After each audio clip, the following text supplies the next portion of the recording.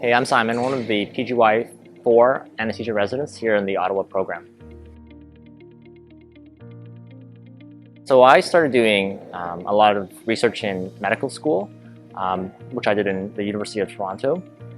And when I told my mentor there that I had been accepted to Ottawa, when he was really excited for me because of the fact that he was excited to refer me to someone like Dan McIsaac, who could continue providing the mentorship in research that someone who would be interested in research would be looking for. I had already done a lot of database kind of research back in medical school, and Dan McIsaac was the go-to person here in Ottawa. When I came here after sort of settling down, taking some time to get used to the program and figuring out how to even just be a resident first, I contacted him and he was very eager to help me achieve my goals. With Dan, I kind of shared some of my interests in research and talked about projects that he was working on and that I might be interested in joining. He was very welcoming in having me on board with these projects as well. And as a second piece that's I think really important as well is the mentorship piece. If you want to do research, it's not just about coming up with the projects and the ideas and doing the work, but also, applying for grants and getting the funding for it. And sort of piece by piece has been introducing me to all the different aspects of being a career researcher and things that I need to get good at or be familiar with in order to launch a research career. Hi, I'm Ryan McGinn and I'm a PGY3 resident here in Ottawa for anesthesia. And I was born at the Civic Hospital in Ottawa, never left, and just continuing my training here so far. Yeah, so when I was a PGY1, I started a medical education research project with Dr. Dubois, and it was something that was evaluating the way that the residency program had been done up to this point. Specifically, we were looking at the utility of the resident logbook, which residents had to manually log their cases every single day that they did. And it seemed to be a little bit redundant given that we also had an electronic medical record that was logging these cases as well. And so what we did is we compared the accuracy of the electronic medical record to the cases logged by the residents themselves, and essentially what we found was that the electronic medical record was much more accurate. And so since that time we've actually been able to de-implement the resident logbook, where some cases are still logged but most of them are not, and so we just taken away that extra administrative step, and so that was kind of the outcome of my project.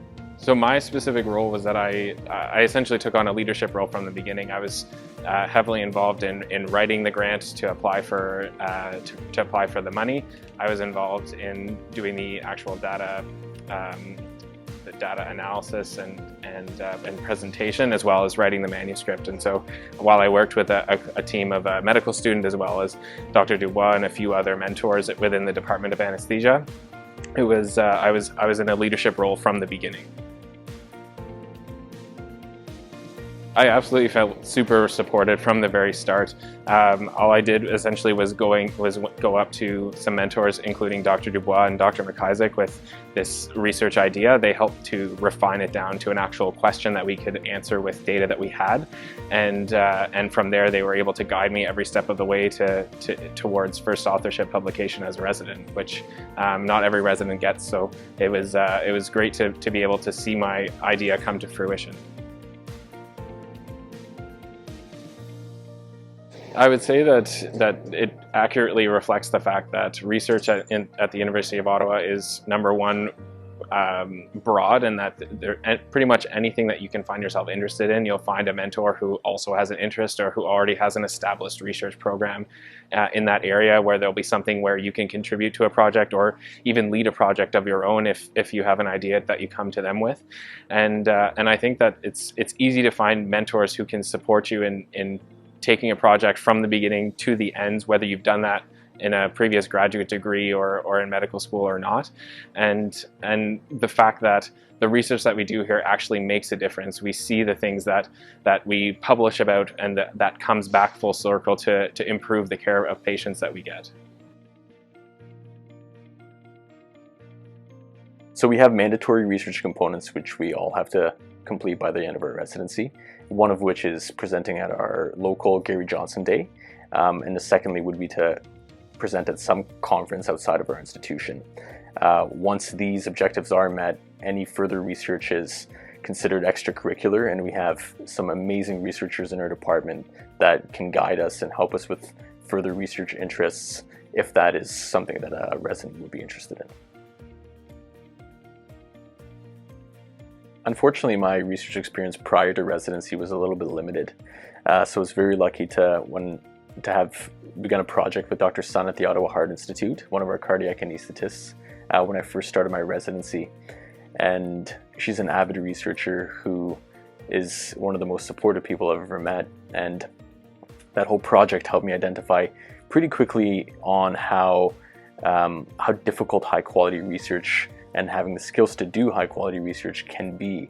And that I think utilizing or gaining an extra educational experience in research is probably something that would be beneficial if a resident or a clinician chooses to incorporate research as part of their career in the future.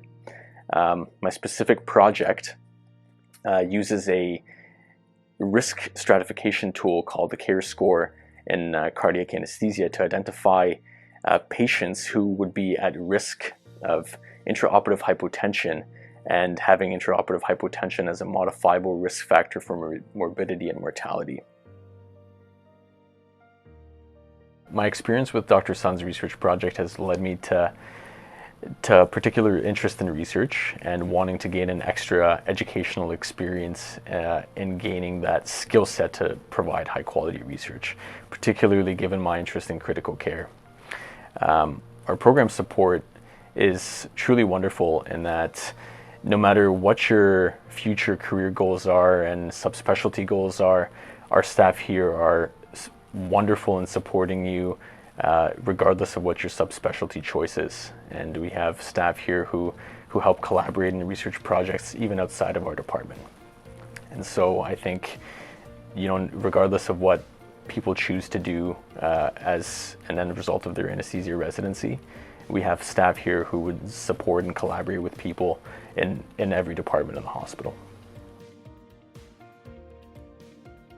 The research rep is basically one of the senior residents from the Ottawa program that serves as a liaison between the research subcommittee and the resident group. Traditionally, the role of the research rep has been fairly unstructured. The main thing that the research rep historically participated in was helping to plan and organize our department's annual research conference, which is called Gary Johnson Day. It happens near the end of the academic year in May, and it's an opportunity for Ottawa residents and staff to present and share their research. This year, something that I really wanted to add to the position was to become more of an actual liaison between staff and residents. Ottawa has always had a very strong reputation for its research activity, so we do attract residents who are already interested and established in their research activity. However, there are sometimes residents that start residency and aren't exactly sure what type of research they're interested in, both from a topic of research as well as a methodology of research. We're so lucky in Ottawa that we do have researchers that are involved from everything in RCTs to quality improvement projects and really like everything in between.